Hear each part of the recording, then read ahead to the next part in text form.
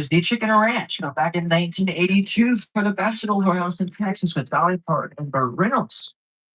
One of our largest practical sets in terms of sets. Practical means you can film on the inside and outside. You got walls on all four sides.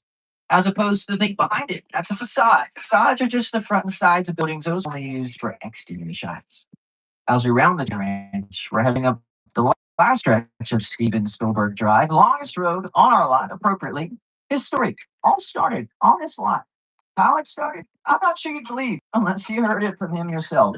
My entire career began with my relationship with Universal Studios just as a high school kid on a tour bus. Remember, in those days, there weren't trams, there were buses called the Gray Line Tour Bus. And I was so excited and thrilled to be on the lot. It was my first time ever on a movie studio lot.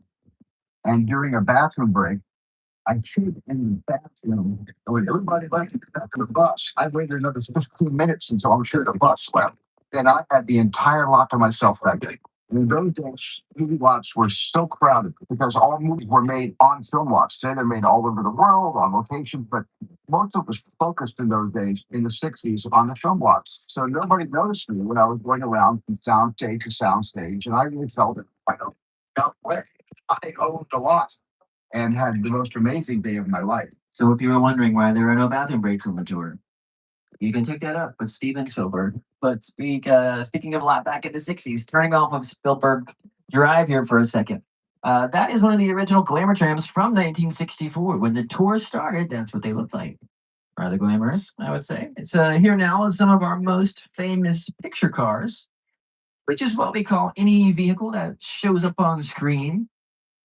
It could be a plane, train, automobile, a tram, if you will. We'll still call it picture car on set sometimes. Now, let's set the scene a little bit, guys. Pick one of these picture cars and imagine that you've been driving it all night long down the highway and it's dark, it's raining, you're tired, you need somewhere to pull over. Hey, Getting that the nice skylight's gone. perhaps. And the turret. All the little To tell what that is yet, but that is the Bates Motel, the iconic, infamous motel from Hitchcock's classic 1960s Psycho. Now, guys, don't worry. You've seen the movie. I know what you're thinking. Those things get a little icy around here sometimes. But don't worry. We've uh, we've talked with management lately. They've made a lot of efforts to improve things around here. They've been renovating things. They've got all this new parking space around here, so it's really a lovely place in town. And I do recommend it as we pull around the corner, guys. I actually think the vacancy sign is on, and the office sign's on too. We might be able to help you out if you were in need of a room while you're in Los Angeles. I think they actually have 12 vacancies. Every room's available, guys. So it's totally your pick here. I'll see if I can put a word in to whoever's in the office. I'll knock on the door. See who's in. Well, as it's the owner himself. No, hey, everybody. Say hi to Norman, and we go back a ways. Actually, I can maybe get him to help us out. Hey, Norman, buddy. Hey, I've got out of towners. Might need a room or two. He's a little busy, guys. Actually, at the moment, spring cleaning and escorting people to their car. The trunk is kind of odd place to put somebody. Norman, there are other places around here, guys, so we could always try somewhere else. Norman, we we just changed our mind, buddy. Really, it's us, not you. No, nothing personal. We need to come any closer.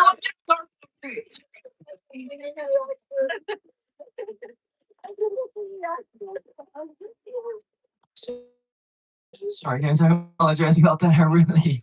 I don't know what's gotten into him today. He's normally a nice guy, nice guy. Like I said, things. I guess it can get a little dicey around here, so we're gonna just keep moving. Now we are passing the original Psycho house to your left. Norman is territorial, so that might maybe what's going on. He's still honest.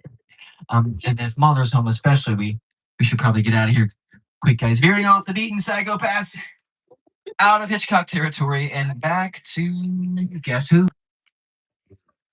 Spielberg. That's right, guys. Here we are now, moving into one of the sets of Spielberg's 2005 sci-fi epic War of the World. Yeah, it's a rare airplane.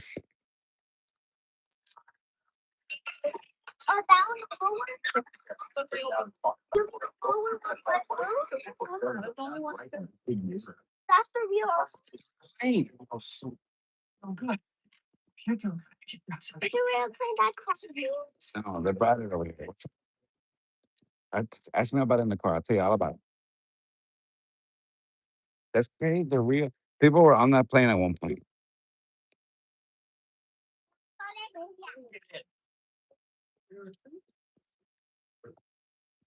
This is one of the largest sets ever built at that time, largely due to the sheer size of the plane. That is a real 747. Spielberg and team bought it from an airplane graveyard just north of here for about $60,000. Pretty good deal. If you're in the marketplace, we're going to go from a veteran like Spielberg, though, to a more recent filmmaker to call Universal home as we head out to Jupiter's Claim. Sticking with that sci-fi UFO theme. Just about our last stop on the tour is one of the sets from Oscar winner Jordan Peele's latest feature film, starring Oscar winner Daniel Kaluuya and Emmy-winning Kiki Palmer. She's the star of our new show, The Burbs, on Peacock, and she's going to take us a little bit more right now about Nope and Jupiter's Claim. What's up, Studio Tour? I'm Kiki Palmer from Jordan Peele's film, Nope. What's a bad miracle? Well, you'll have to see our movie to answer that one. Until then, I hope you enjoy your visit to Jupiter's Clay. A UFO in the cloud. Yeah. Nope. I've never seen nothing like this. Are you ready? Oh, yeah. And to welcome us all now, guys, officially into Jupiter's Claim, here is the Oscar winner, writer, director himself. Movie magic only happens when a team of collaborators, often in the hundreds, work together to take an impossible notion and bring it to life. This is Jupiter's Claim, a nostalgic, small-time Southern California amusement park owned by former child star Ricky Jupe Park.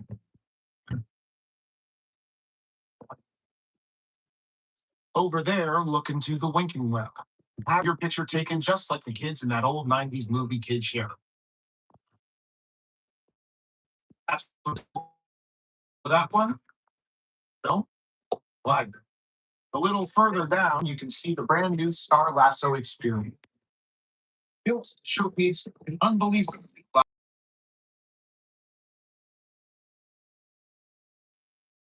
Anyway, behind this Hollywood fantasy, old rush frontier town lies a sinister secret. Smack dab in the center of a UFO hotspot.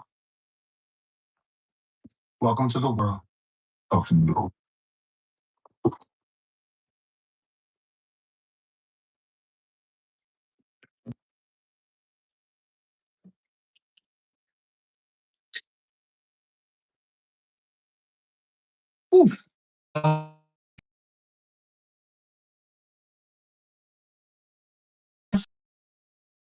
Want to find out it sounds like things are getting strange in Jupiter's Claim. Emphasis on sounds like Jupiter's Claim. And the movie Nope is a great example of sound design.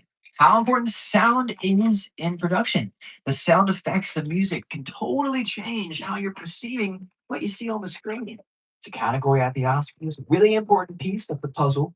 We've talked about several throughout the tour. Our last stops, few stops, have gotten kind of weird. It might be best we kick you back to the park at this point, and that is our next destination. We don't always take this way back, though. We don't always get to see Falls Lake. On our right, this large basin we can fill with water. It takes about 3 days to fill the whole thing. Then we'll use that large blue backdrop to add backgrounds in to what they're filming with visual effects. Long before we had visual effects, we had Falls Lake. This is where Norman Bates dumped Marion Crane's car in Psycho, 1960. It was 27 years later, we built the backdrop for Jaws the Revenge. That's an example of a painted backdrop. Everything else in the clip, all the backgrounds added in with visual effects. It's a lot easier to film those kind of scenes on Falls Lake than on an actual body of water where we have far less control over the environment. So